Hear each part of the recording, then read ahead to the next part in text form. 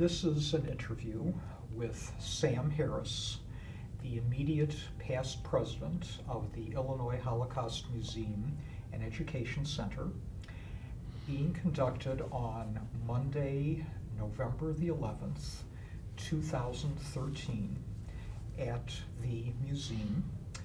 The videographer is Bennett Spencer, and the interviewer is Elliot Lefkowitz. So let's just begin with your date of birth and your place of birth. I was born May 13th, 1935, in Dęblin, Poland, which is a little bit 50 miles or so near Warsaw.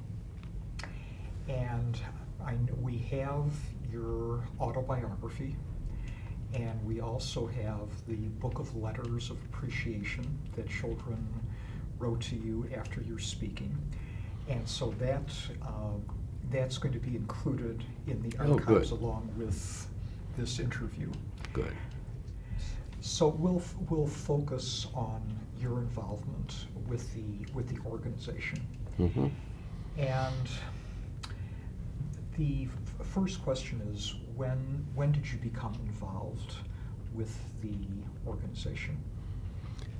I will have to look that up in somewhere in the 80s. I do remember my good friend, former roommate, L. Hofeld, was running for Senate, or was thinking of running it at the time, and he was going around meeting all the people from the Jewish organizations. And he said to me, "Sam, there's a lady I want you to meet. Her name is Erna Gans from the Holocaust Museum." So we went and we met. The rest is history. She had a little accent, a big accent, and she said, "Oh, a Holocaust survivor. I want you should be the next president." I said, wait a minute, I'm not even here. Tell me about the organization. She told me about because I was so young, and she wanted to look ahead for the future. So she was president, so she said, "Well, you come and you become treasurer." I said, "I don't want to be treasurer." She had all the things planned. Well, anyway, she was a very strong woman, but I liked her. She was really in it believed in what she was doing. And I was ripe for it because I wanted to do the same thing. I was involved with the Spertus Museum. I didn't know any Holocaust survivors, yet I was a Holocaust survivor. So I got involved immediately with her. And what did you see as the purpose of the organization? What were the goals that Erna communicated to you? Yes, the goals that Erna communicated to me is, in a nutshell, is that we owe it. We need to share this information. We need to educate our children. That's where the future is, and that's what I bought. So I did get involved immediately, and I had to learn to have a lot of Holocaust survivors. I was so young. Most of them had very heavy accents. I don't think I have one, or if I do, it's very slight. And there was even a question whether I was a survivor. I had to prove myself. Really, I really had to prove myself to many of them that I was a survivor. Because you were only, was it 9 years old at the liberation? Yeah, I was 9.5 when I was liberated, and Hitler came when I was 4, and, as a child, these things are in your mind more than if you remember it. A lot of kids have erased it, not me. I memorize everything like it happened yesterday, that's why. Plus, I wrote all the things down, and I kept them to myself. Eventually, I wrote a book about it. But I did remember everything, and I wanted to keep everything, and I really didn't want to know anybody else's story because I was afraid it would mix in with my own. But anyway, I did get involved with the organization. I worked very hard. I wanted to prove myself and not to be handed the presidency like Ernest said. I became chairman of the dinner committee 4 times, 4 years, and before that I was chairman of the fundraiser, that little booklet that came out for the dinner committee. I was in charge of that for a couple of years. So I really worked hard and proved myself in front of the organization. I attended all the meetings because they were friends. They hung around together. They knew each other. I did not.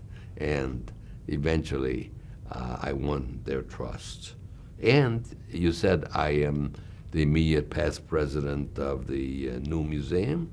I might add, I was the last president of the old museum. So I was a carryover. I was president of the new museum for 8 years, from the beginning till it was built.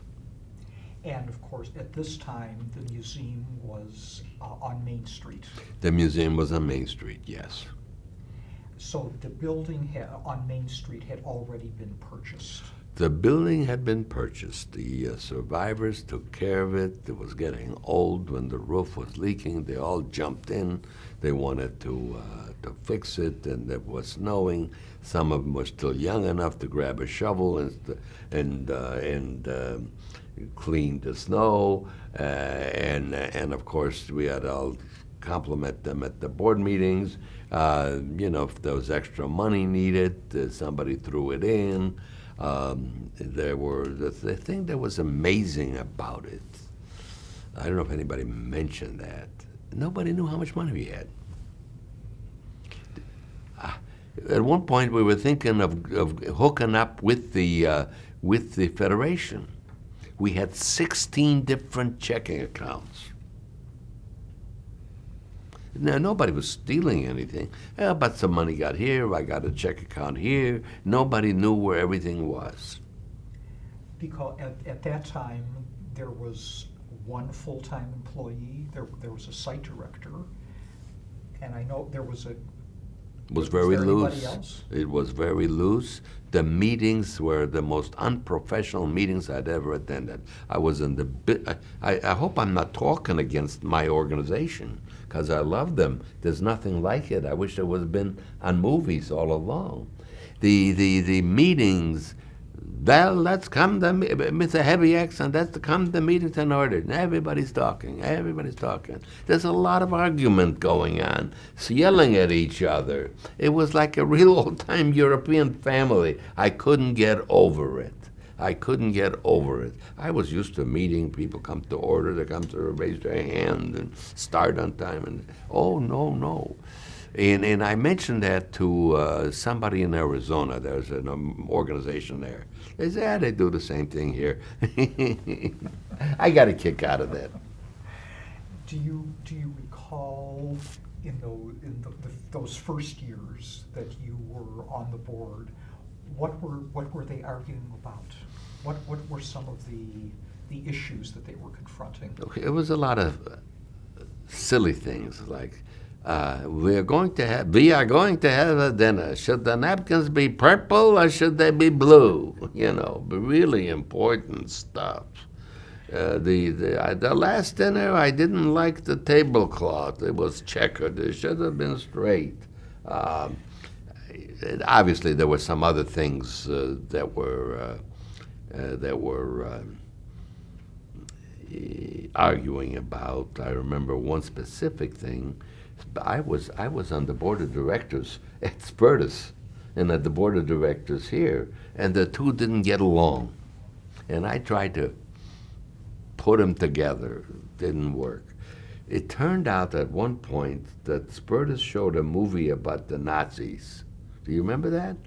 A movie about the Nazis. Hitler's original, the Nazis had a major film that they used for propaganda. Triumph of the Will. Triumph of the Will. And that was shown by the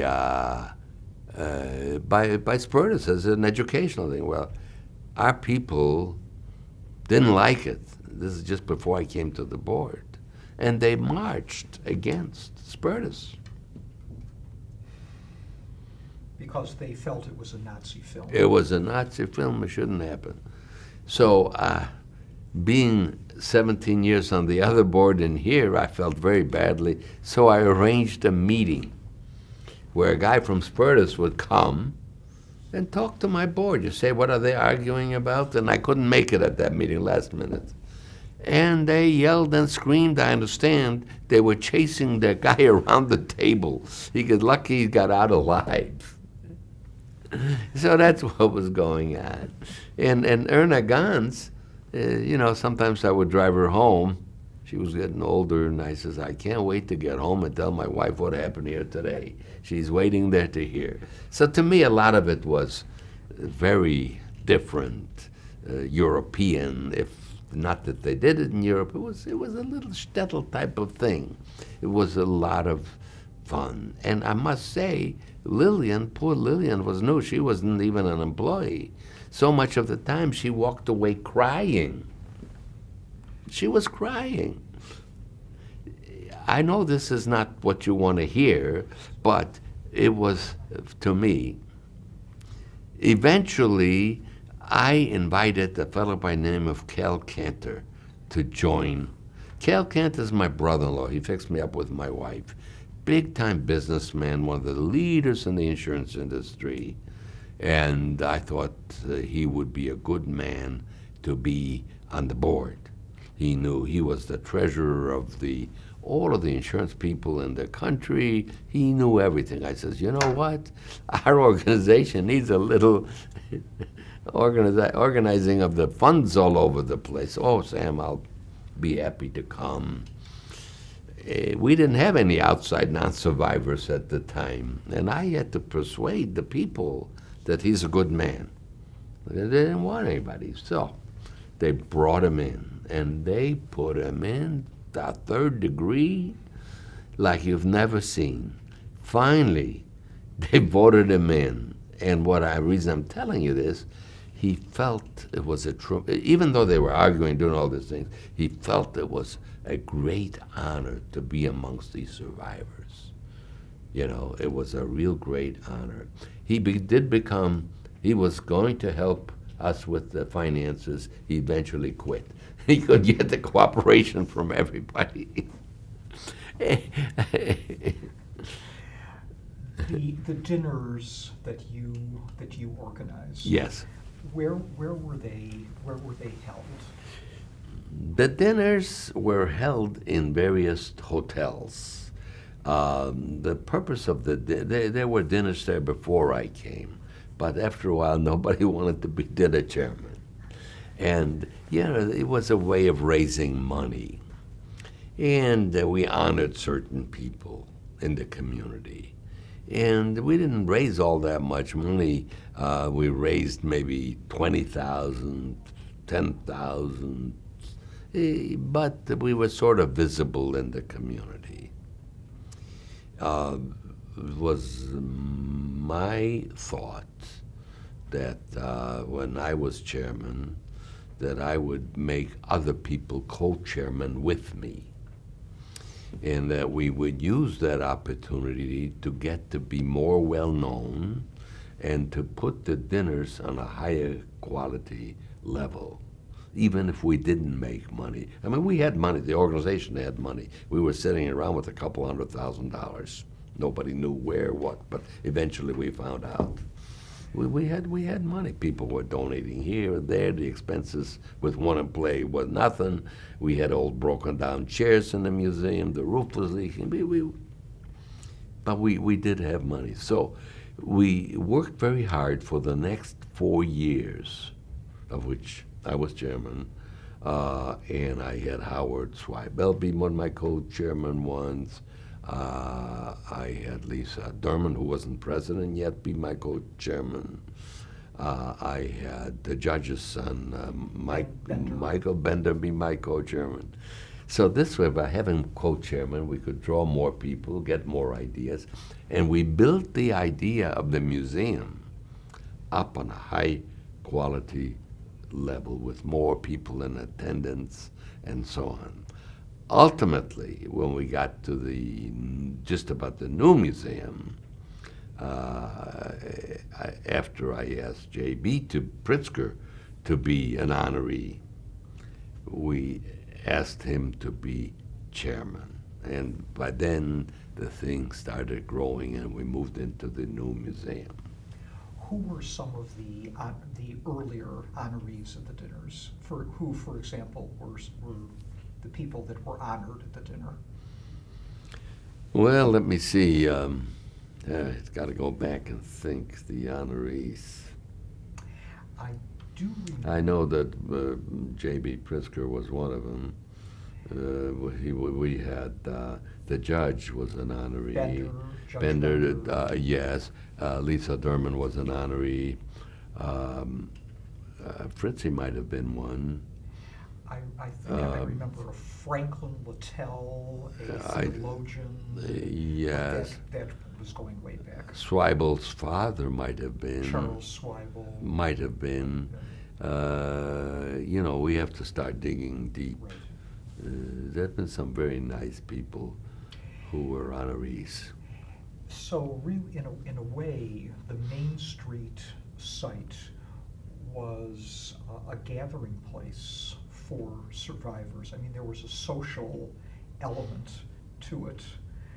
They came there during the day, and then some of them were on the board, and you said they knew each other. So there was that social component to the Main Street. Yes, and the social, we were all looking forward to, we had a meeting every month. It lasted, I don't know how many hours. When it was supposed to start, it didn't start on time, it finished at the end of the evening. We had a lot of laughter with coffee and reports and this and that, and whenever I left my life, my blood was boiling with excitement. It was very, very good, very interesting. There are no meetings like this anywhere, I'm telling you. I've been to many of them. So it was a social gathering where you could argue with another board member. Who were as far as the Constitution, who were the key decision makers, The key decision. constitutionally speaking? Was it the whole board, or was there an executive board? When it was an executive board, when Erna was around, Erna ruled. She did not follow any rules. So, you could go down one-way street going the other way. Erna didn't care. At least that was what I knew. And then we had the executive board, and the executive board had a decision. But as long as Erna was president, that was it. Eventually, both Dermans were elected on the board. First there was one, and then there was another, and so they became very strong. And I saw eye to eye with them, and we became friends. And when Erna passed on, we were working on a daily thing together and tried to move things along. But who in specific? I think the judge, everybody looked up to him, Judge Bender. Jack was very good. Jack Silbert, yeah, he was good. He always knew what was going on.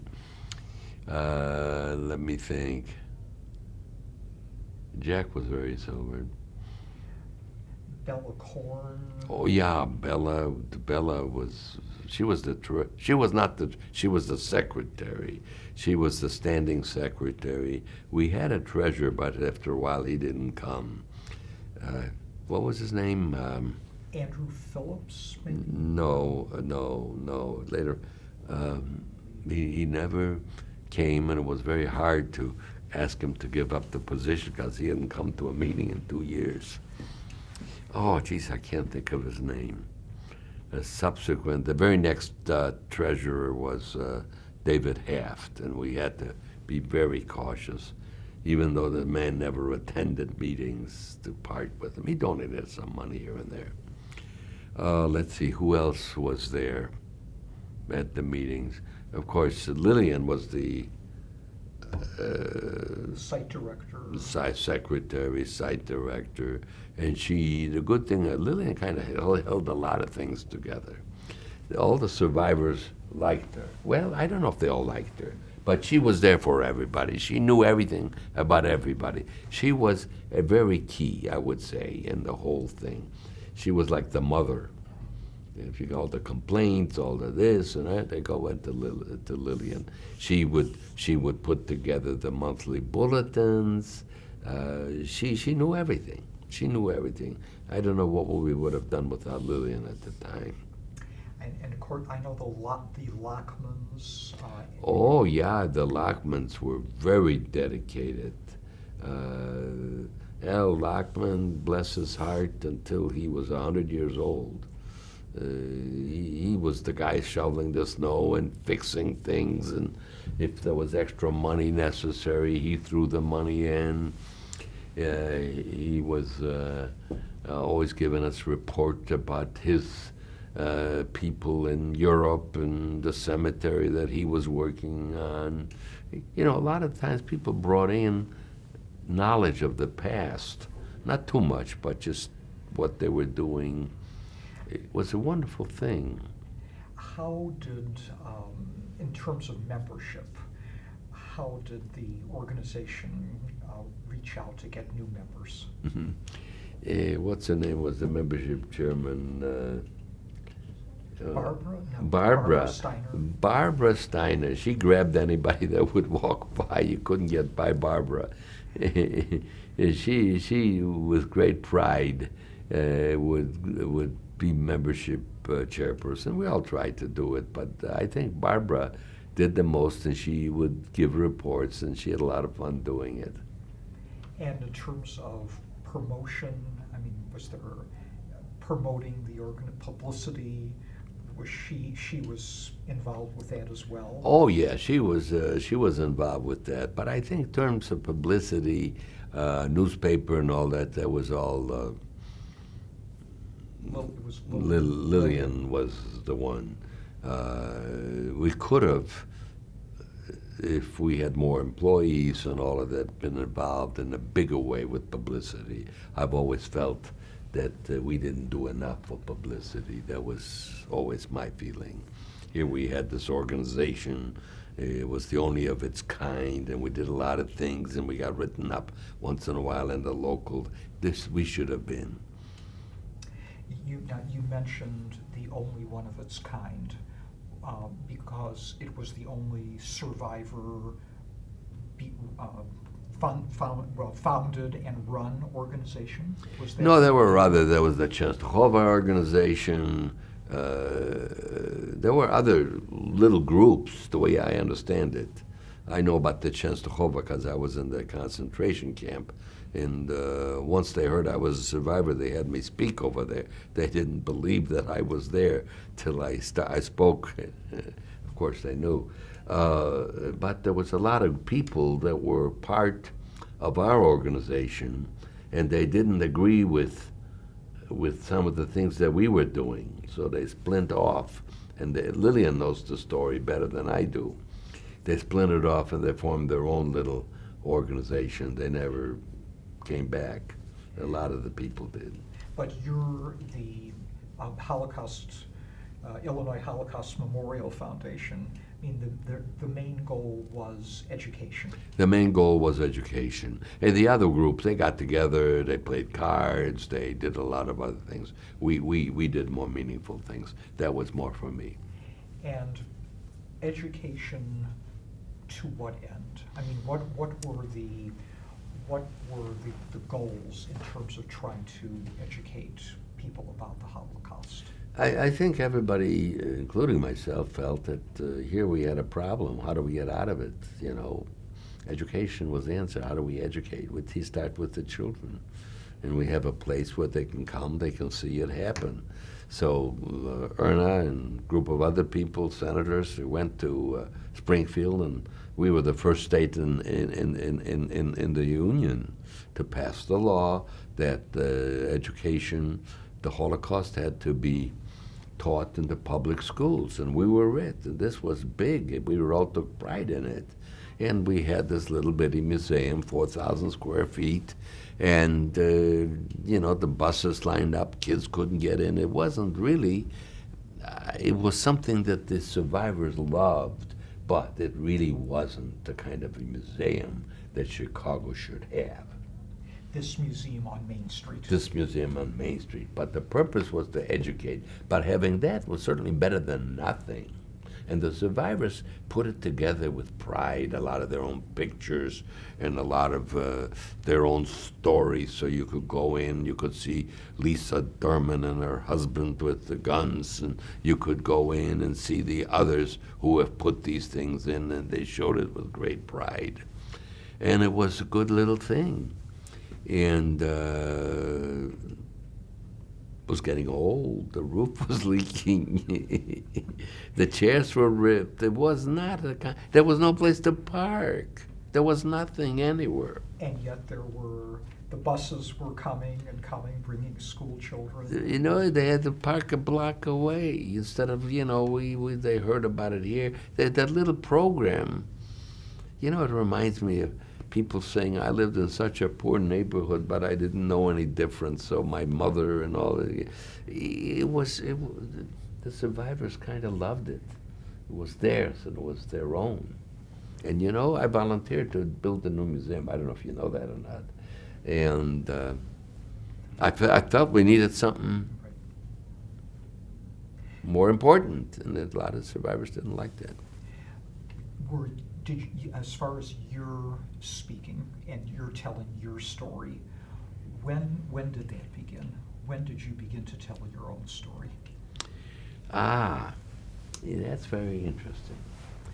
Rabbi Willie Frankel, my good friend, he was a man that I met at the Rotary.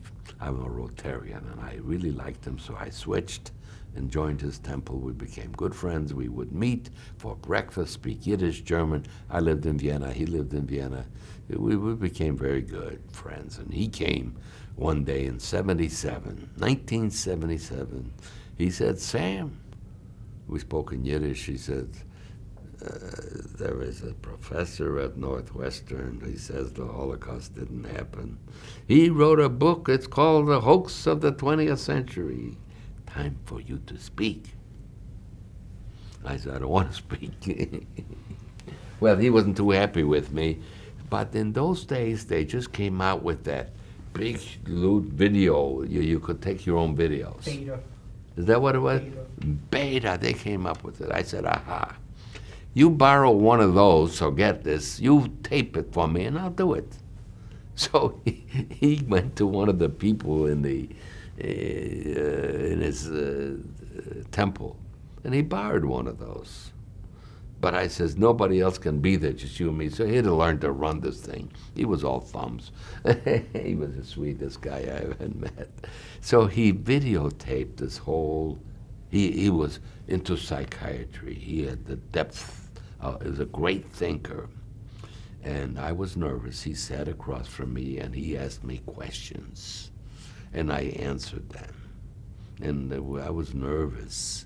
And that was the first, I think it's probably one of the first times that I spoke. And what he did is he took that video and he showed it at the temple. I remember, you might have been there. A place was filled with 250 people, and there is the interview that Rabbi Willie Frankel took. I learned from him that this was seen, passed around other rabbis and other congregations. So I would say that's about it. I would say 1977, that's coincidentally was also the march in Skokie. The Nazis attempted Yes, the the march. Nazis attempted the march in Skokie. And from that time on, you told your story. With difficulty. I told the story because I had to. I never enjoyed it. I dreamt about it. I probably cried privately. I never wanted to go back and think about those things. Remember, there just wasn't, 19, I was born at 35. That made me 50 years old, late 40s. And I never talked about it to anybody. I didn't want to go talking about it, but it was time to do it, and then time to get involved in this organization because I saw what was happening. And once you became involved in the Holocaust Memorial Foundation of Illinois, then did you speak? Did you speak to children? Yes. Um, then a temple would call me and ask me here. The rabbi would ask me to speak at a North Shore congregation. After a while, the museum would ask me to speak to some students, and I sporadically would speak. I didn't speak on a regular basis, and it was very difficult for me mentally. But you felt that it was something you needed to do. We not. I don't know if I did it because I needed it personally. Maybe it did, but I felt because when I started reading about the hoax of the 20th century, I didn't read the book. I went and looked it up, and there were like 200 books or 300 books written that the Holocaust never happened, and that got me angry. So how are we people going to know that the Holocaust didn't happen? A survivor like me, people, I'm believable. Don't have a heavy accent. They can understand what I'm saying. I was raised on the North Shore. I was involved at New Trier, very active in sports. I was president of the class. I knew everybody. Not everybody, but people knew me. But they didn't know I was a survivor. No one, because I didn't tell them. That's why. So I did it because I owed it. It might have done me good along the way, but that's not what consciously I wanted to do. I did other things. I went to football games, Bears, Bulls. I had season tickets for all of those things. So I stayed busy. But combating Holocaust denial was a key. Education. See, this is what our organization stood for, education. And I've said it to myself and to others. If you find a better way to change this world so that children will not have to go through what I had to go through, other than education, let me know, and I will do it, and I'll still do it. So I decided to devote my life to train education, to volunteer to build a new museum, to do whatever I could. That would be my obligation. You mentioned the Nazi march, the attempted march. As far as the Illinois Holocaust Memorial Museum, did the Nazi march, was that the beginning of the museum, or did the beginnings go back before the Nazi march, as far as you know? As far as I know, it was the survivors saying, "Hey, what do we do about it? Let's put something together." They raised money to buy this building, to put it up, to educate. I think that was the main goal right about that time. She'erita Plata. Did the Holocaust Museum have any kind of association with She'erita Plata? Sure. Once a year, they were able to get money from someplace, and they would have a big luncheon, big dinner, and we were all invited. As president, I would sit on the stage, I was introduced, and so on. I think their goal, they never came to us to offer any help or to do anything with, I didn't ask them either. People came and volunteered to help within the museum. To the best of my knowledge, not too many came, if any. And all this time, they only had one president. And I'm not here to talk about the organization, but if you want to grow, you move it around. And you don't lock it up with yourself until your death. I mean, that thing will die. See, we were growing. We had a dream. We wanted to go on. So I personally didn't get involved other than, they had a dinner as a courtesy. I would go, and I'm sure, I don't know, they may have done a lot of good things, probably did, and I didn't know about it. But I'm telling you all the things that I know about them. Their president I've met many times. president? He's still the president? To the best of my knowledge, there was a secretary. She was in Częstochowa, same time I was in a concentration camp. What's the president's name? I can't think of it right now. Real nice guy, but he held on, just like Erna. These guys, they came and they held on to the. But the Holocaust Memorial Foundation was had a more oriented towards education. Completely. More oriented towards outreach. Outreach, education, that's what we were about right from the beginning, and that's what attracted me toward it, and that's why I wanted to help enlarge it as long as I was around and dedicated my time with them. If it was anything like that, wouldn't have worked for me. What about the Children of Survivors Association? Do you recall any Yes. The Children's Survivors Organization, I was in it. It was a nice, good group. We would sit around and, share our memories as children. I remember one time somebody brought somebody else who was a child survivor, but they had never talked. Then we as a group would sit around and we got that person to talk for the first time. It was an explosion, a relief for them. So this was a group of child survivors rather than second generation. Oh, there is another organization, Second Generation. But I'm talking about child survivors. Child survivors. I used to belong to it, and we have a whole big thing, pictures in the Survivors Lounge. I'll show it to you. Child survivors. I enjoyed that. I would go. But I personally couldn't do both. I'd made a decision that if I wanted to pursue with a bigger goal, that the Illinois Holocaust, that the Holocaust Museum, I had a broader outreach than the child. So I switched. I devoted my time, and I told them that I devoted my time to the Holocaust Museum, where I immediately got active, as I mentioned, to being program chairman, dinner chairman, and so on and so on. Is that child survivors group still in existence? It may be.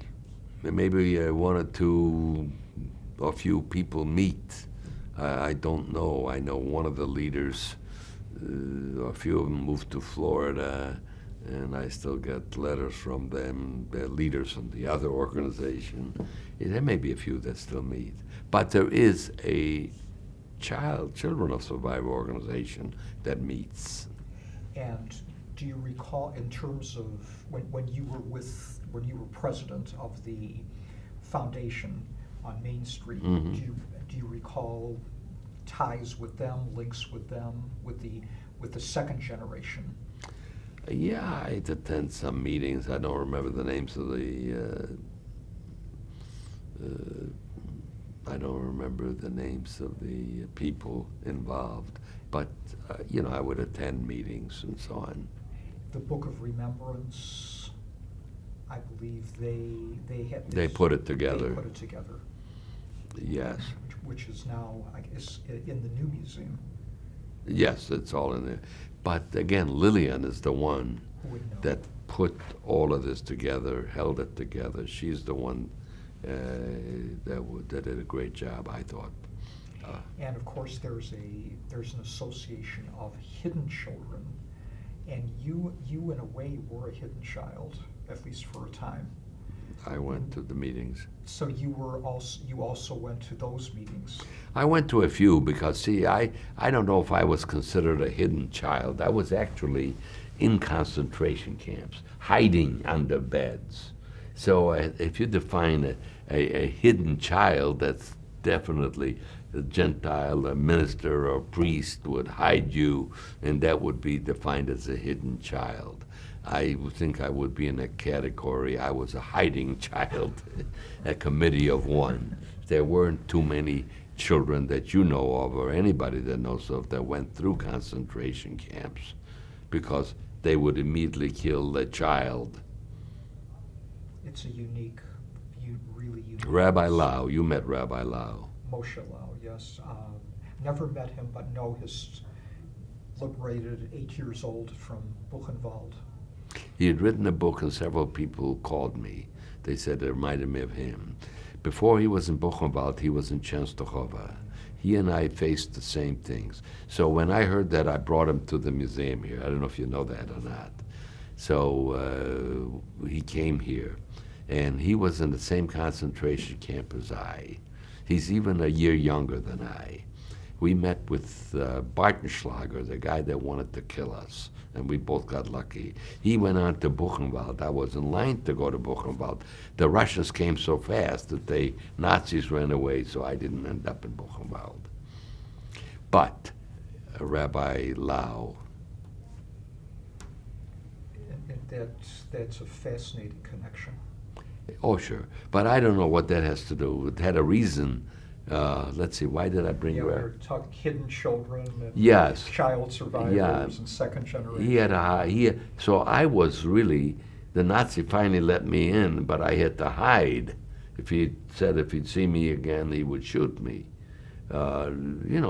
Kids would get off a railroad car. You go to the left, you go to the right, and take you and shoot you. They used this as a working camp. They paid a quarter a day for the food. The kid isn't going to do work. I was, at that point, 8.5, 7.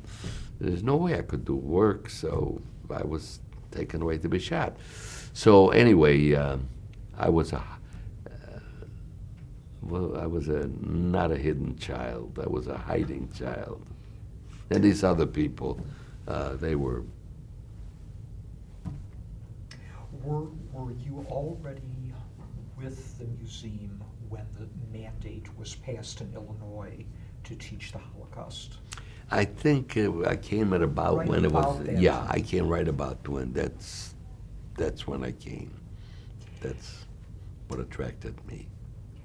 So after Erna passed away, then Lisa Durman became the president. Mm-hmm. And when Lisa was the president, was that the beginning of discussion of the need for a larger site, a larger museum? Or when did that begin? When did that discussion begin? That's a very good question. I asked that question of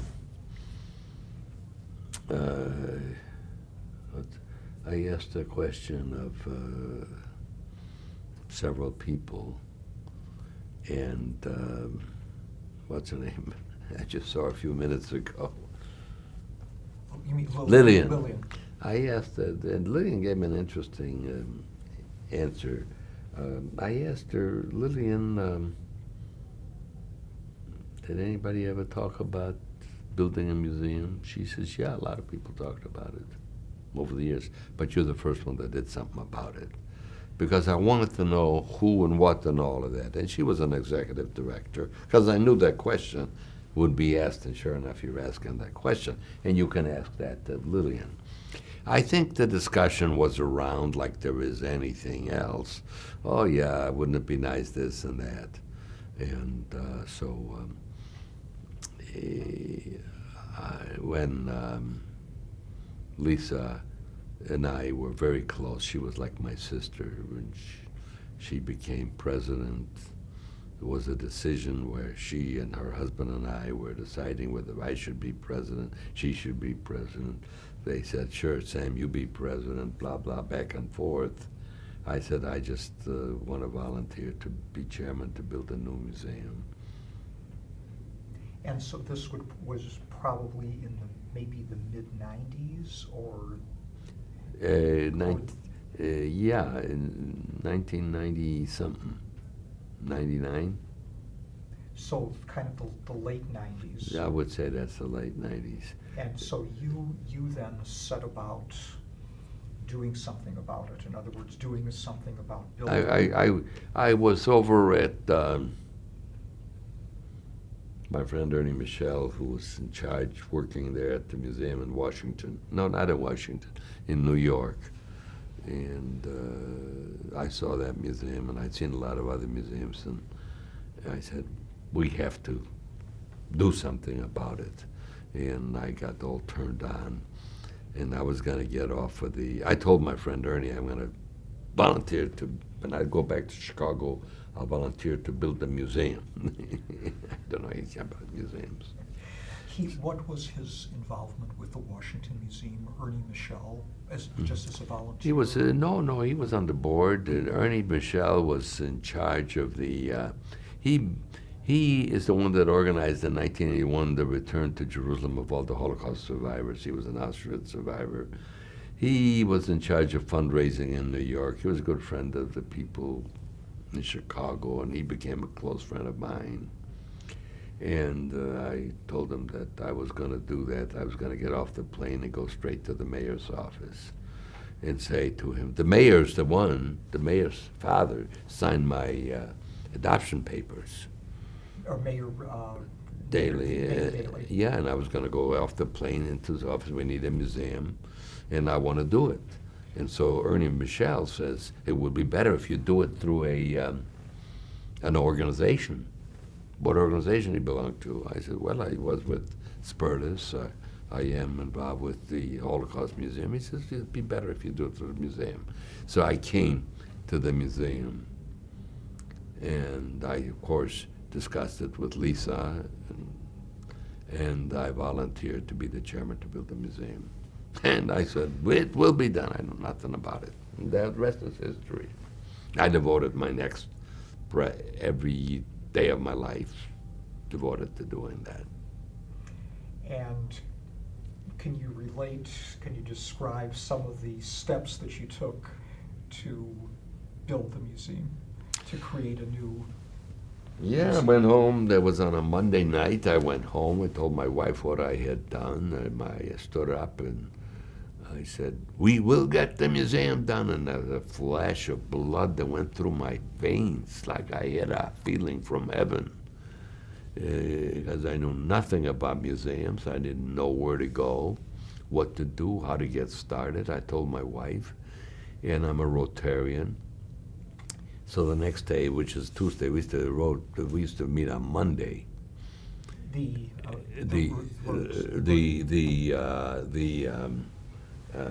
Museum board. The board used to meet on Monday, and so Tuesday we're sitting around the table at Rotary, Northbrook Rotary, and I said, "Hey, I volunteered to build a museum, and I know nothing about it."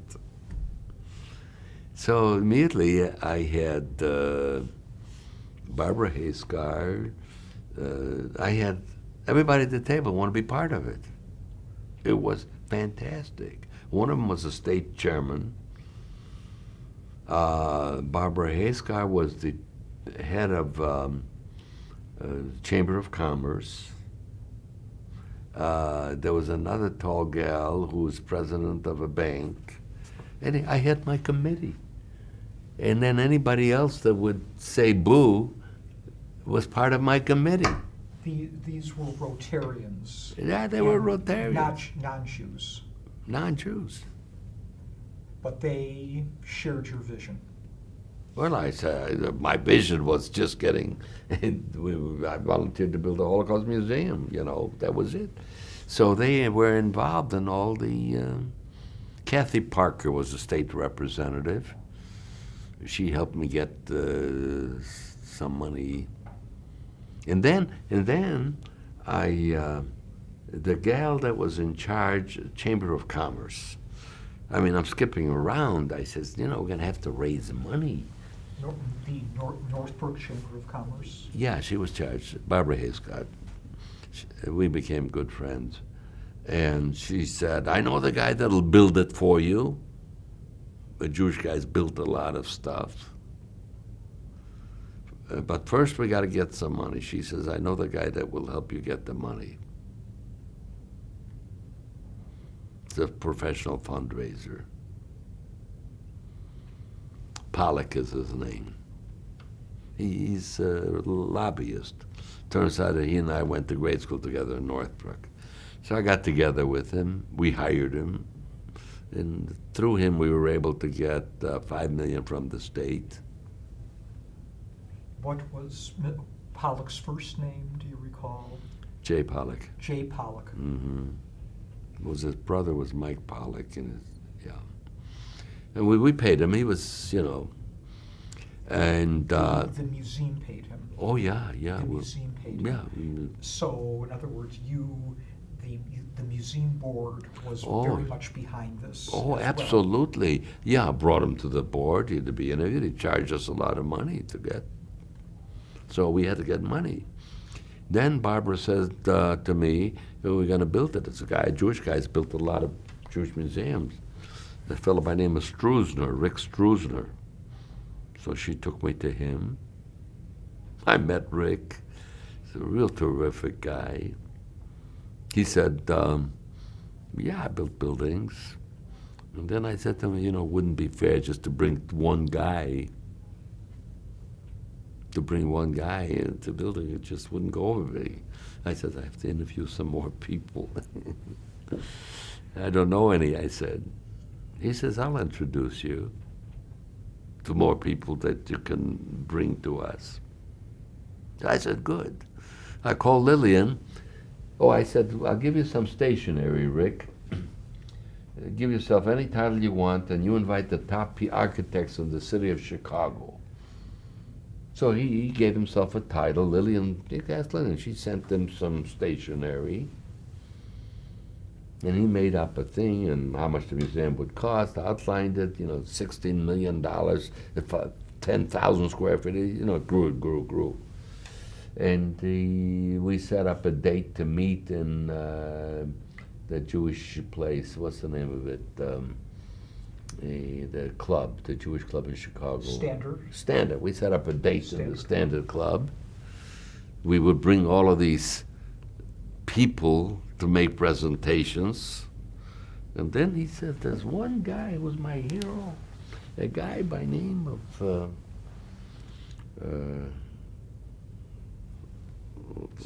Stanley Tigerman. I don't think he'll come, but he's been my hero. I'll write him anyway. So he wrote him a letter, and then we set a certain date, and he interviewed. We had our committee, Lisa, and all these people. We came, and we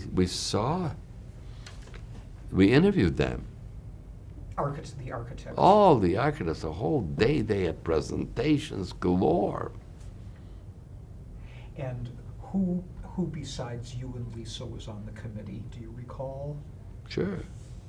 But there was Harley, Mitch, Lisa,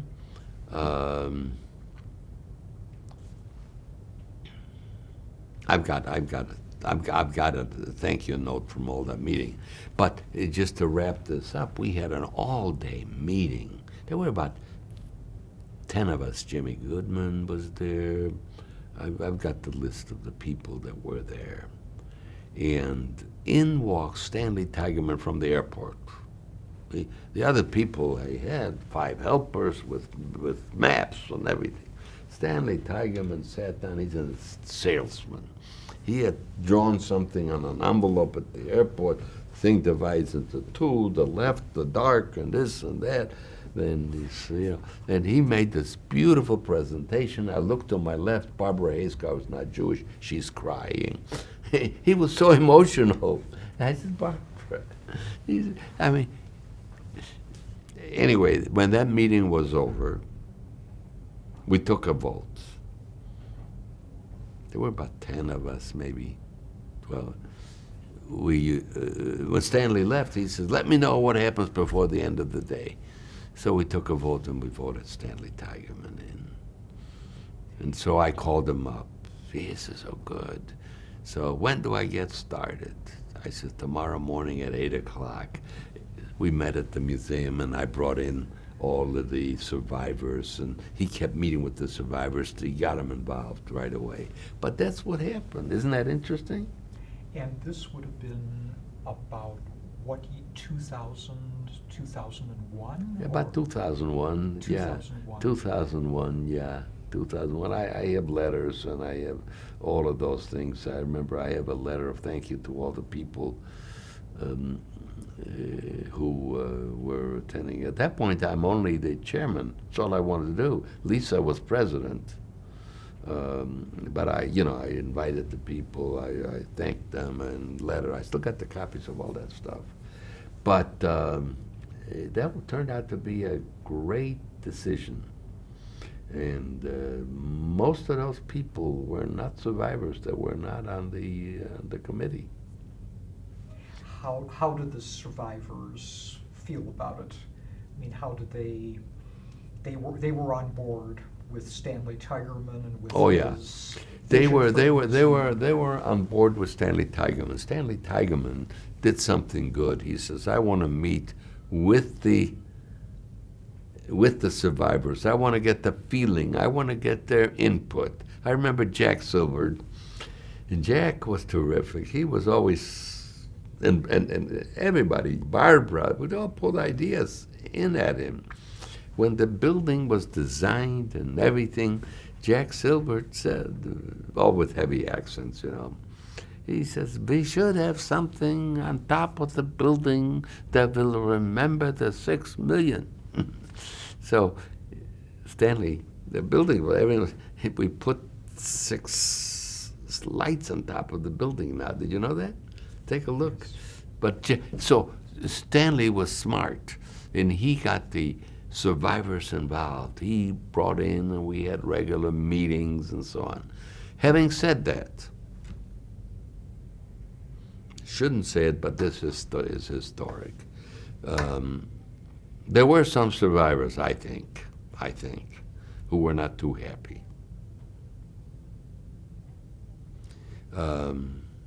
Like any organization, there might have been jealousies. There might have been thoughts that, gee whiz, this is our little home, our museum, we're going to break it up to, what do we need such a big place for? Some of them said, look, Sam is bringing his own people. They were wealthy people. I heard through other people who told me that. So there was deep underneath, like any organization, little things which didn't make me happy, but they were around. Obviously not overpowering or wouldn't have happened, but there were little pockets of planning against it. Who needs such a big museum? We're happy with what we have, type of thing. I can understand that. And in terms of, was there any controversy over how Jewishly oriented the museum should be? How universal, how particular? Any discussion about that? Mm-hmm. Closing for holidays, kashrut, and big so on. time. Big time. Big time. There were various people who were really strong, about these things, mezuzah and kosher and all of that.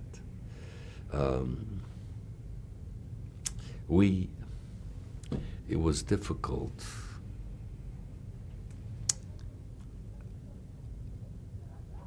I pretty much had cooperation with all the people involved. I had cooperation, certainly with Lisa and all of this. A lot of these people who were underneath, they weren't even on the committees and so on. I think what we decided this should do and just kind of push it aside, and we'll talk about it in the future. And by the time we really got around to talking about it, it was already up. And that would be my interpretation of it. Because I was on top of all those things. It was a heavy, heavy thing on my, there was also the discussion of why don't we do it in Chicago? The museum. There was heavy arguments and discussion on why don't we do that. There was all kinds of discussions. It's a building. It's a museum. It's all of those things. It was the location. We had a spot. You remember that? Fairview. Fairview. We had a spot. We made national news. They didn't want us there. Could have been the end right then. It wasn't the end. We made it the beginning. Why? Because we didn't want that piece of property. It was the only piece of property available. We wanted the property that we had, that we have now. And how was that secured? How was the property secured? Well, people were crying when that thing evaporated. The survivors thought that's the end of that. And I called a meeting and I said it was the best thing that ever happened to us. It was beschert. That's the word. Everybody started using the word beschert. I spread the word beschert. Meant to be, meant to be. Made a sign for Pritzker. I made a sign for the mayor. Beschert, beschert. And the Tribune were writing beschert. Meant to be. Well, it was an emotional thing. We had put some money to clear some of that land. And we really wanted to build it there. We wanted to move on. The survivors were getting older, and suddenly we can't have it. I think the mayor who said, pretty much, you can have that land, that the original location. The mayor of Skokie. Yes, and suddenly they turned against everything. Now Skokie, that also made international news, by the way. All over, people are turning down. I have articles. Turning down the museum, Skokie, and a lot of very, how dare you do it, you know. It's something to write about, you know. And they were right. And then the city of Skokie got together. And the mayor, under the leadership of the mayor, and Van Dusen. And we made all kinds of deals with the people who owned the land where we are now, so that we could purchase part of that land and put the museum there. We had asked to purchase that before. I even have the date and what was said. I wrote it down but the people said no, they didn't even want to talk about selling that land. That's before we got, but the mayor got behind it, made all kinds of deals with them, and we worked very closely. Howard Zweibel was our lawyer in his firm, and we were with a lot of excitement and thrills. And vote by the city was very emotional. We had a lot of people not wanting it and where it's at. So it was voted, and finally we got the land. Isn't a part of the land, though, owned by the county, or was it all owned private? Was it owned privately? The land was owned privately, but we needed some land for parking. And that land belonged partially to the Forest Preserve. The Forest Preserve, nobody in the Forest Preserve ever gives up an inch of land. They purchase one, but they never give it up. And so they had to sell the land to the city. And they sold it back to us or granted us 100 years. I don't remember exactly. So that's what happened to the land. And I remember Troger. Remember Troger? He was Stroger. The commissioner. Yeah, his committee had to approve it, and I went to such a meeting. The mayor spoke, and I spoke, and Stroger. Oh, he was terrific. He got on, made a meeting, made a motion, da-da-da, passed, and that's it. Meanwhile, the people that were against it are trying to raise their hands, saying, but sir, you had letters. It's over, next please. And we talked to Stroger. Now it should be on the TV. The next thing, before we got on this, Stroger said to somebody, he says, yeah, we've never done anything for the Holocaust. We ought to do it, you know. So he put it on, and he rushed through that thing so fast. And finally, We got a piece of land named for him outside the thing. What's his name? He just passed on. He was a congressman. No, not a congressman. There's a piece of land there on the corner. Sutker? Sutker. Cal Sutker was there. He was a great guy. He was, and he gets up there. He says, "Let's make it unanimous." I know. This was at the county meeting. Yeah, but without that, we can't build the building. You have to have parking. This is roughly the way I remembered. I'm just giving you the gist of it. Howard Zweibel was with me. And there was a lady there, too, who was a judge. I forgot her name. She's a judge. What's her name? Nice lady. Yeah, I know who you mean. Yeah, I know you She know her. came and I She can't- was with me, and Howard Zweibel was so excited. he jumped on my arms. Yay, we passed because we both. I took a train down to be there on time, and the mayor got up there. He speaks without notes always to Mayor Van Dusen, and I gave a speech. It was very nervous for us.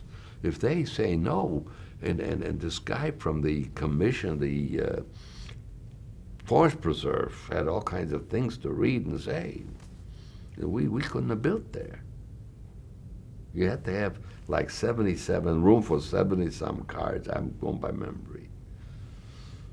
So without the parking. Yeah, you parking can't, was what are you going to essential. do? You can't go. You gotta have the parking. You gotta have the parking. So you asked the question about the land there. This is roughly how I remember it. Okay. J.B. Pritzker. Mm-hmm. What was his role? How did he become involved? Very good question. I told you I was chairman of the dinner committee, and we were sitting at a board meeting, and let's see, how did it go? I asked Lisa Derman to be my co-chairman of the dinner, and Lisa said yes. And then I was sitting with a pencil and paper. Who do we know? And the meeting is over in the board. And the judge's son, Mike Bender. I said, do we have anybody, any names? And Mike Bender in the background says, I got a name. Quietly. The meeting is over. I said, who is it? Well, I know this guy, J.B. Pritzker. We could make him the dinner honoree. Oh, okay. Can you get me his name? He got me his name. Oh, we had to have approval. We had to have approval before we even called to ask a guy. So we're standing up. I'm the chairman of the committee. Said, hey, we got to have approval. We're going to get all those in favor. Say, we all voted. Yeah, that's him. So anyway, we called him up. I called him up, met with him. He became first the honoree.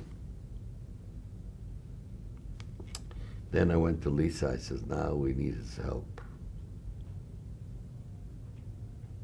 Once the building, the new building idea began to come Yeah. to being. By that time, I already had some meetings with my group that I told you about, you know, The Rotarians. the Rotarians and a few others, and Lisa Derman.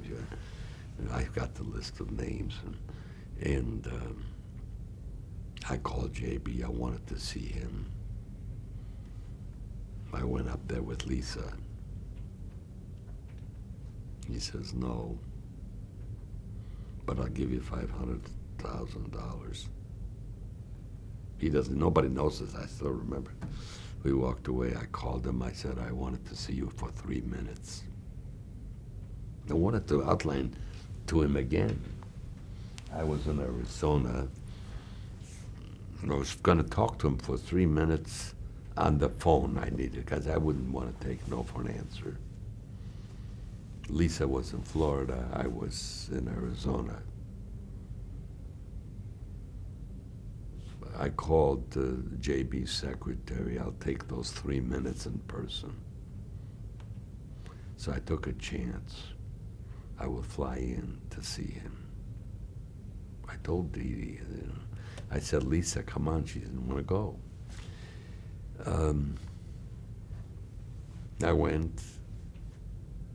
I took with me the current treasurer, David Haft. He wasn't treasurer. I said, I want you to come along because someday you're going to be treasurer. I want you to know where you're going to get the money.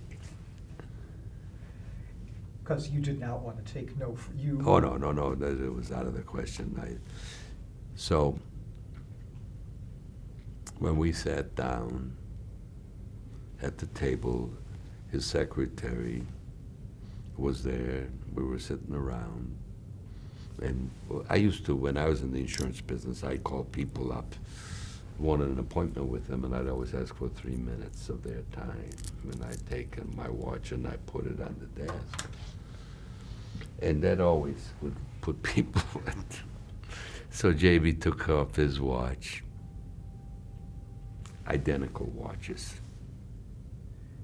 I mean, this is the watch. His watch was identical. So we talked 20 minutes for how we got our watches. Then he gave me a whole list of things to do before he even gets involved. He called his rabbi, blah, blah, blah, blah.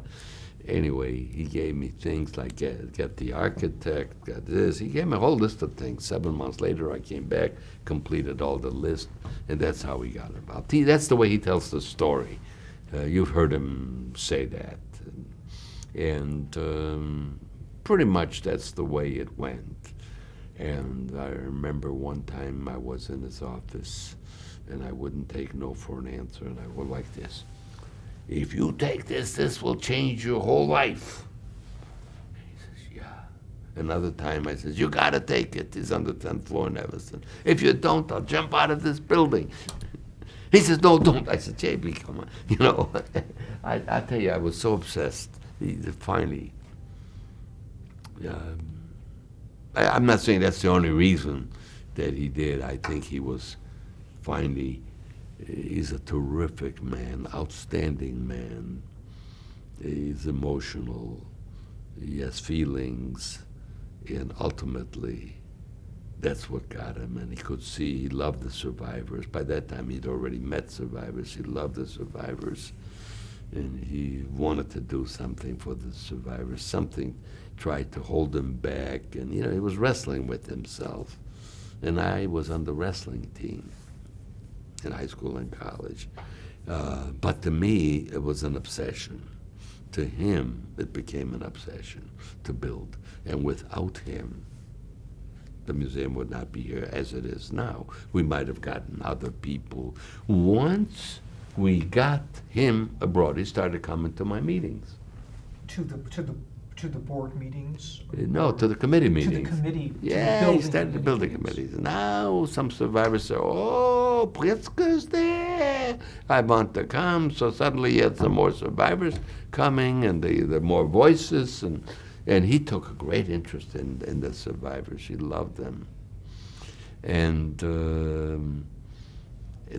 but it's not just the survivors. Because of his name and his money, when he would call a meeting, people would show, you know. And before, I was getting all of my friends on the committee, you know. Everybody was a friend is on there, you know. Now some of his friends. Then we got the dinner. He would invite all of his wealthy friends, and then we built it up through him. But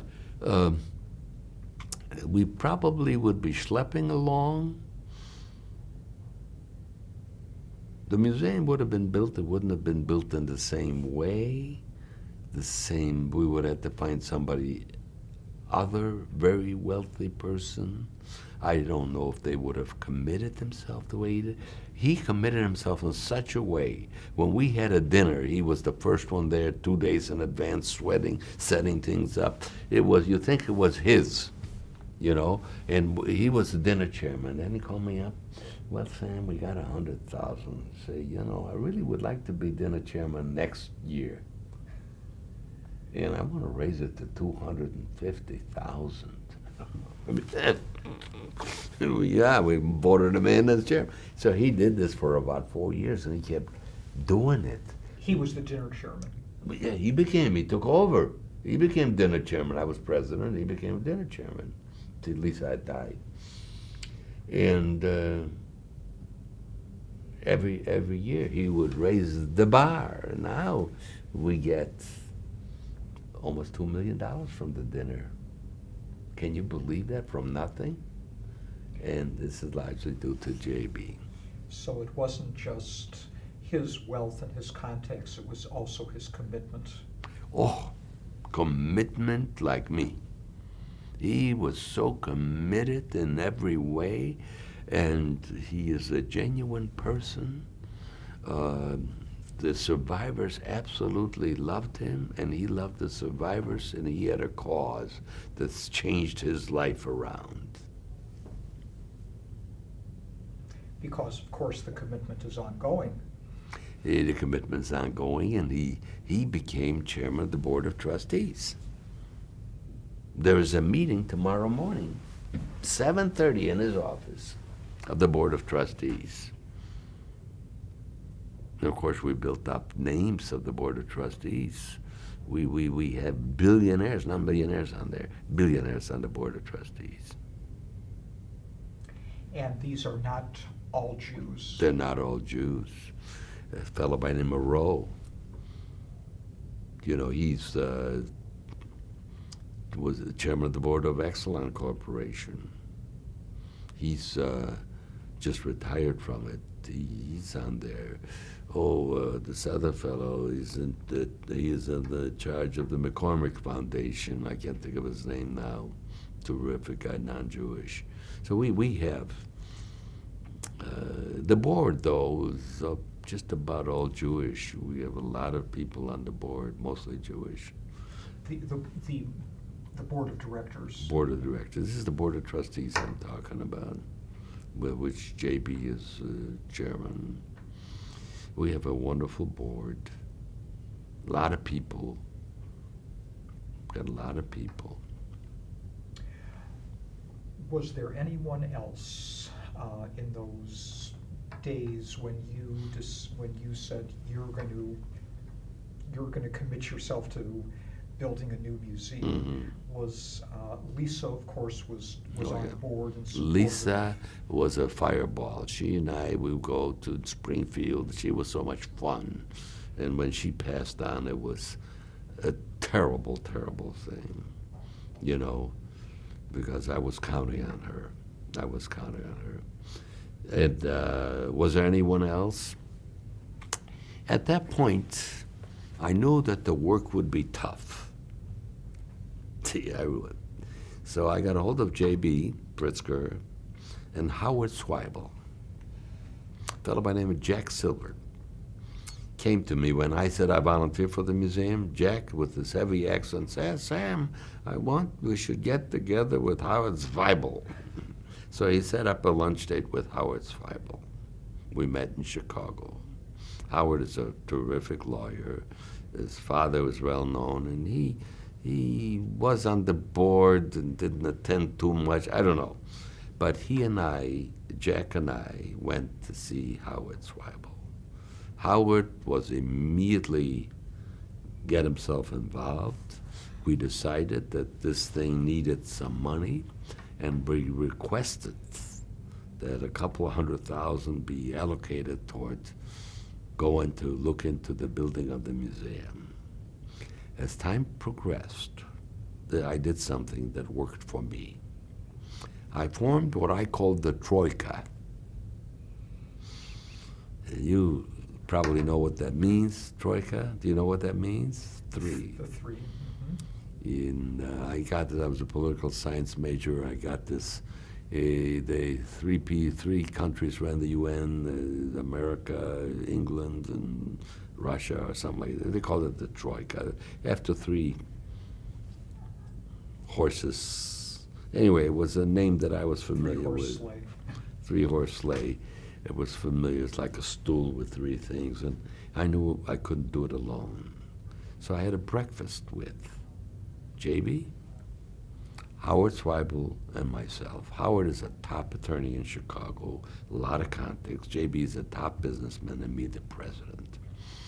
We met at the Pancake House in Winnetka, on, it's a pancake house in Winnetka, the first Walker, the first one. I used to go there when I was in high school. We met for breakfast, and I told him what I had in mind, that this job was going to be extremely difficult, this job of building a museum. And I would like us to work together and call it Troika, that none of us would make a move without the other. So if I wanted to do something, I was going to, and then bring it up to the board. So it became known as the Troika. Best thing I ever did. Howard was the legal. Remember I said earlier, Howard Zweibel, he was in there every week, every month about this piece of property. That he was terrific. Good guy to have on my side, and of course with JB, and myself. So I had this tremendous strength. How could you break that Troika? I had one survivor who was negative on a lot of things, say, oh, it's not fair to have a Troika, we kept out. I said, look, I'm the president, it's not going to be broken up. If that helps me, that's what we do, end of story. You always have that kind of stuff. But I felt that was very good for the museum, and it was. But in general, the survivors were on board. I mean, they were completely. We had the executive board. Everything had to be passed through the executive board. Okay? We have the executive committee, all the things that had to be done through the executive committee. The executive committee brought it to the general board. Okay? I was president of the organization, and I was also chairman of the executive committee. And who was on the executive committee at that time? Oh, we had a lot of the survivors. Bella Corn, Jack Lisa and her husband, and gee whiz, keep going. Barbara? Yeah, Barbara was on the executive committee. We had a nice... Adam Starkhoff, maybe by then. Yeah, Adam was on the exec. Yeah, Adam Starkhoff was on the executive committee. Yeah, so we had, this was the executive committee. And they were strongly behind the idea. Oh, completely. They were behind everything. I mean, some of the things I've told you about were always a little section. I even had some people leaving the board because the thing was going to be in the Skokie instead of, they wanted it in Chicago. And all that. There was always that kind of stuff.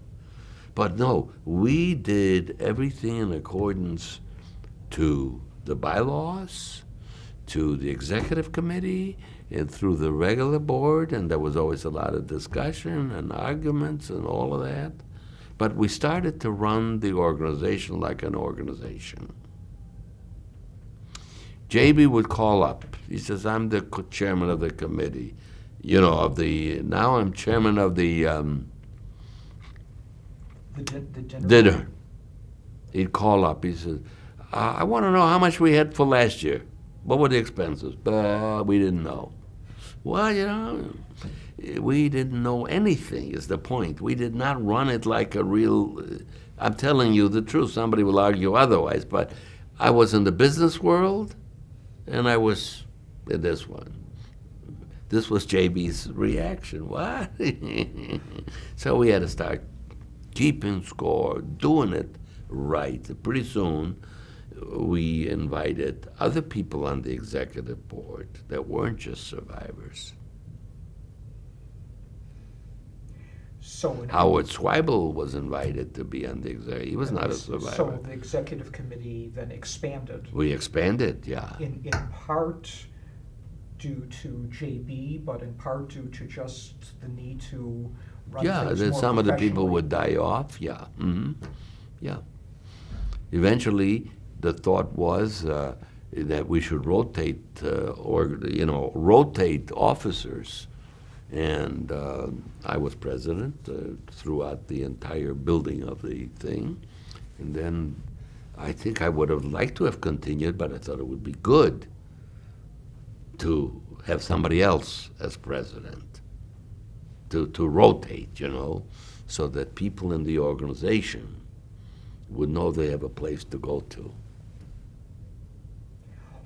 What was Fritzie on the executive committee at that Fritzie time? was on the executive committee, yes. Eventually, Aaron was on the executive committee. The Lockman, or Al Lockman? Oh, yeah, Al Lockman. Al Lockman, bless his heart. He held on to money. He didn't want to spend money, but later on, he approved of everything we did. He really did. He was a good man. We loved Al Lockman. In his chair, he would come to the meetings. He's always there. Because he wanted to do what was best for the museum. He didn't always vote the way I wanted him to. That was the problem. But that's okay. That's okay. He was very conservative at the time. So this really was the way the Troika, the executive committee, the commitment and involvement of key people. This was the way that this laid the foundations for the museum. Yeah, For the larger. I think everybody was really wanting it. They were emotionally attached to survivors. It meant a lot to the survivors. The newspapers and everybody fed off of that. Barbara always did a good job of crying or saying the right thing about the museum, and it meant a lot to all of us. I believe Howard Zweibel is a child of a survivor. Or I don't think so. No. Were there any children of survivors who became involved at that point? Some became involved now on the executive board. Like David Haft. He was the treasurer. He was still on Main Street. Yeah. David Haft. It happens to be. I have a sister, Sarah, who helped save me. He's the son. He came once. He's a CPA. He's a very interesting guy. I persuaded him years ago to become a Rotarian. He said, "Uncle Sam, I'm looking to do something more with time. Do you have any ideas?" Yeah. So I said, "Yeah." He says, "You should, get involved with this organization." He says, I don't want to just have a name. I want to do. He says, "Who do I find out more about?" I said, "Call Lillian." So he called Lillian. What am I going to do? And is it going to sit around? He wanted to know everything about it. Never heard of anybody doing that. I thought my suggesting it would be sufficient. No. So we needed somebody. Remember I told you we were in a mess with all of the... And she got him involved, helped him because he's a CPA with all of these various accounts. And he is a terrific guy, and he works with everybody in a nice, quiet way. Got everything organized, and he's the child of a survivor. Your sister? My sister. Terrific guy. He's... let's see... Abby, what's Abby's last name? I forgot. She's running for judge. What's her name? She's the child of a survivor. We have several, I think. We have several now that are on the executive committee. So we've got quite a few on the board that are children, because that's very important that we have. We would like to see, if possible, presidents down the road of children of survivors or survivors. The problem is, we survivors are getting older. And I think children of survivors would be good. You need the energy, you need the outreach, you need blood. Like I do think that organizations need new blood to keep it going. See, with me, I'll always be involved in a big way with the organization. You don't have to be president to do what you're doing. But the children, of course, it would be a logical next step for a child of a survivor to. We have a lot of very accomplished kids they're in their 50s, you know, who are accomplished and could carry on big time. It isn't to say that we have to have children of survivors make a law, but I think emotionally it wouldn't hurt. That's my thinking. I think survivors are getting older. I don't care what you say. I am not as young. I'm 78 years old. I do not have the energy that I had 15 years ago. And I am one of the youngest. I think I'm the youngest. Do you know of anybody younger on my board that's a survivor? Ida Kurz. She was not in a concentration camp. Right. She was with the Polish family. She was a. Yeah, I know her very well. Yeah. Ida, I think, was born in 1939. Mm-hmm. So she was 3 years old. Yeah, she was 3 years old. She was raised by Catholics. And Ida's not a businesswoman. I don't know if she'd even want the job, you know. I think you need somebody who's been in business, who knows how to run business. She'd be the first to tell you that, you know. I know her. She corresponds with me. I saw her last night. Just want to ask you about one or two other names. Mm-hmm. Carla Grenton. Did you know Carla at all? I loved her. Carla Grenton was fair. She was a fair woman, straight. You could get the straight answer. She was dedicated to the organization. Was she a volunteer? Or was she a paid? I don't remember. Perhaps at first volunteer. Yes, then the paid. same as Lillian. Yes. She was very good with the survivors. She held them together. She held them together. I knew her husband too, Otto. Do you stay in contact with him? Somewhat. Yeah, I need to talk to him. He's a real gentleman. A gentleman. And yes, that's what I think of her. So she was kind of a mother figure in the office there. She was a mother figure is a good way of saying it. She knew the survivors. She attracted them. She never got angry at them.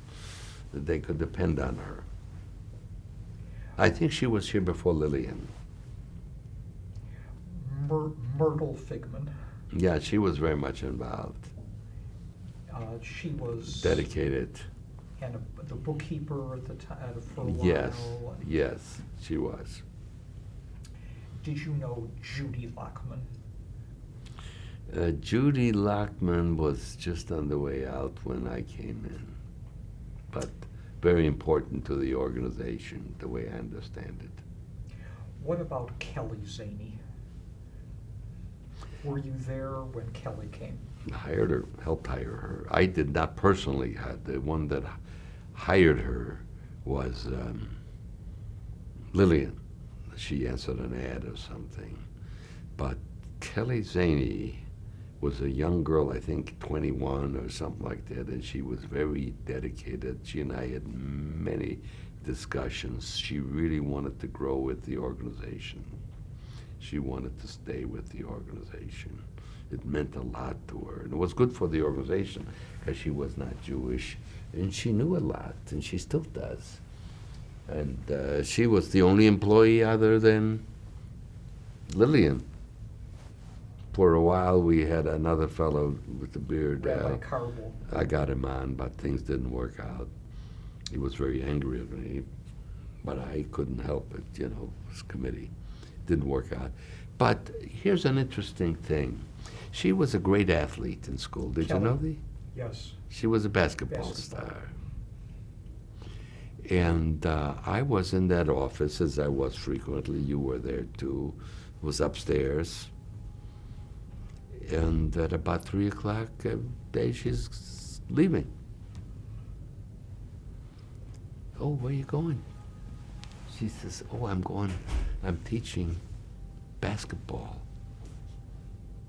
to some students. Oh, why are you doing that? Oh, it gives me extra money, because she was making practically nothing from us, very little. Oh, really? Do you mind telling me what it is you're earning? And if I could give you the same extra money here, would you consider not going there? She said yes. So we had an executive meeting, and, David Haft and all these other people, and I told them this story. We gave her what she wanted, and I think we doubled it. But to do that, we had to do something for Lillian too, and we did it for her. That's a true story. Isn't that something? The question is, what if we didn't do that? Suddenly she's a full-time coach over there. Who knows what? And she is a tremendous asset. And then she had a baby. And I nominated that baby to be a permanent member for the museum. It didn't do it for the other children. She has. Did I give you enough about? She's terrific. She's really great. Leon Stein. Did you know? You knew Leon, of course. Know him very well. Leon is the best joke teller of anybody I know. He loves to teach. I think he's a little bit unhappy. I think he was given a raw deal, he felt, by the organization. I don't know exactly what it is. I think he was hoping to have become the head of the education or something like that, and he wasn't, because he was teaching there at the time. At the old museum. He probably felt he should have continued, but he was a good professor. He was a good teacher. A lot of people who had him learned a lot from him, and he contributed a lot. I know the Chicago public school teachers would come in and they would take courses. Yes, and, he originated that. He was very important to the organization, I would say. And now from 1.5 or 2 employees, the museum has mushroomed into, I don't know how many employees there are. 35, I think. 35. 30 to 35, yes. The museum, we have to raise an awful lot of money every year to keep the doors open. This is a big concern. Where we had 2 employees, the total budget for the employees was like 40, 50,000 total, maybe 75,000, who knows, was nothing. And now it's big time. We need to raise a lot of money. Tomorrow night I'm going to a card game. It's where people are donating money, and we'll probably get 800,000 for the museum from it. JB is holding a card game. You aware of that? Poker, yeah. Yes. Mm-hmm. So in terms of what had to be raised for the old museum compared to what has to be raised for the new museum, it's exponential. 2 million to 1. 2 million to 1. At least, yeah. I mean, it was a Papa Mama shop. I'm telling you, it was like the old-fashioned store that you used to go to. They call it Papa Mama. This was like a Papa Mama museum. It was not a major museum. We needed it. I told you about my friend Ernie Michel, got me interested in this. I was very proud of our little museum. He hurt me. Shouldn't be public, but I told it to him. How did he hurt me? At that time, we were already starting to build in the museum, and I said, Ernie, I want to show you my museum. The museum on Main Street. He walked through the front door, took a look, and come on in. No, I've seen enough. That's not a museum, he said. Did that hurt me? He didn't take in consideration the love and all of this. I finally told him, Ernie's now 90 years old and he's in bad shape. But he's one of my closest friends. But I'm telling you this, that we needed a museum, you know. And yet, thousands of children Yeah. went through that old And the museum. love. And it was Love. very good. See, you and I know that. And each time a group would go through there, a survivor would come and tell Yes. his story It or was her story. It was like a mama papa store shop. You go in and you go, remember that? You go in and you shop and you feel at home and with the survivors, with the love. This is my son. It was a terrific little thing. But could you get 700 kids through there? Could you have a function there like we had 2 nights ago on the big function that we had 2 nights ago? With the North Korean. The North Korean thing, Concentration camp, which brought people in from all over. I mean, there's 2 sides to every story. You and I loved that little thing because we were there, but I don't think it fit the modern. You couldn't teach as many children there as we're doing now. We needed, Chicago needed a kind of a museum that we have, a world-class museum. Absolutely, was crying out for it. Everybody is proud of it. You know, it's known throughout the country, maybe the world. As far as the museum in Washington, what were the ties between the local museum and the museum in Washington? Was there any antagonism, competition, or was there any kind of reinforcement? Or They, I think, were concerned because they were raising the most amount of money from people from Chicago. Chicago is the biggest fundraiser for the Washington Museum, always has been. And they have a dinner here every year, and they were very much concerned. But we've convinced the people will come to me, what do we need another museum for here? You know, we got one in Washington. I contribute to Washington. What do I need to do that here? Say, well, I'd say you contribute there because it has to be for education purposes. A lot of kids here can't go to Washington, so they have to be educated. Oh, okay, I'll put some money here, you know. And Washington also recognizes they can't do the whole job. It has to be done. And we became brother and sister. We're sharing some things from them. And we used Michael Birnbaum, who did the Washington storyline. Did you know Michael? Yes. And we used him for our storyline. So we slowly became like brother and sister. We loved them. But that isn't to say that brothers and sisters, I haven't noticed any yet, jealousies or anything. I think they're very happy that we're here. But still, they could be at arm's length. They give us whatever we want and vice versa. But we need money and they need money. You know, we need to raise money here. But I think they've been very helpful. I do remember, as far as the local Jewish Federation, I do remember several meetings where the Federation wanted to take over the museum, or This museum here? Yeah, or no, not this museum, but the old museum, or become more involved in the old museum. Yeah. But I don't know what ever became of that. I was involved. I really wanted the Federation to take over.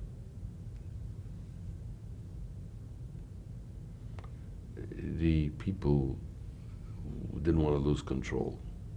The survivors. Hmm. We had talked to the Federation many times. We almost came to an agreement.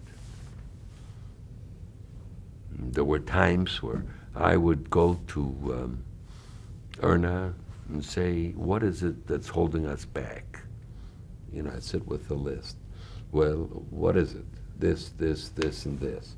Well, if we get this, and this, then will we do it? I go to Steve Nassiter. Well, Steve, this is what we have. Steve would give me a letter. Yeah. Last minute, no. And it's very, but I think the real reason is they didn't want to lose control. That's what it was. This is when I found out that we had 17 accounts, because for them to take over, they had to know everything about us. How much money do we owe? What do we have accounts? And David Haft helped us. Everybody had an account, and nobody. But your motivation for wanting the Federation to take over was the future, to perpetuate the institution. Yeah. I thought that was, people were getting older. No one had even thought of doing a museum yet, a big museum. Maybe the Federation would have. I didn't think that far ahead. I'm going back now a long time. I thought it would be good for the Federation to be involved. They gave us a little money every year, automatically. And then ultimately, we didn't want the Federation to tell us what to do here. Did you know that? In the new one, yeah. We didn't want to be told what to do. We wanted to be our own, because the Federation, we were concerned, would take over, tell us what to do. And, we didn't want that. But the survivors' spirit of independence really, that was the spirit that built the museum in the first place. That was the spirit that built the museum in the first place, yes. And once we started to build it, we didn't want anybody to come in and tell us what to do. We don't want it here, we don't want it here. We don't want this, we don't want this. You're going to have this, you're going to have that. Now we can do it amongst each other, which is fine, family struggle.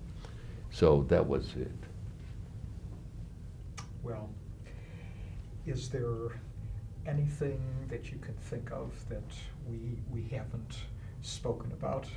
We've covered a lot of ground. Is there anything that in terms of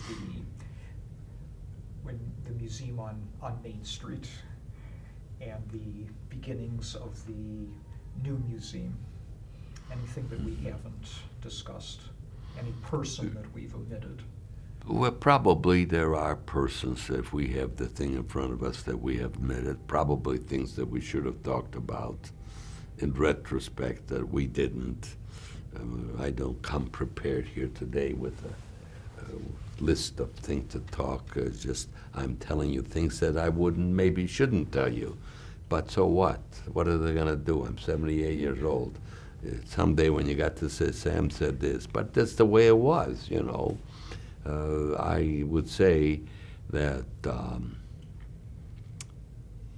the contribution of the museum to the little museum, to the community, to the country, was more enormous than we even recognize. Think of it this way. We were the first state to pass a law to study the Holocaust. I think now there's about 18 states, 12 or 18 states. That's big, and a lot more that should and will someday. We were the first. Our little museum was the first. So I think we have to think in terms of contribution. Because of the march, because of the Skokie, everybody knows Skokie, and now our museum, there was a movie made, and the name Skokie goes along with the Skokie Museum and the people in Skokie. I think if you go all over the world, you say Skokie, people will know. I went to Europe years ago, I say Michael Jordan, everybody knew. Before that, you say Al Capone, everybody knew. Or I'd say I'm from Chicago, they say Al Capone. Chicago, Michael Jordan. Anyway, and I think Skokie will be known. We have contributed. The old museum it's the groundworks for the very important new museum, which is taken over with the same roots of education, the same people, the same philosophy of the Erna Gans and the others of education. And I'm part of that root. I was there. It isn't me. It's part of the roots.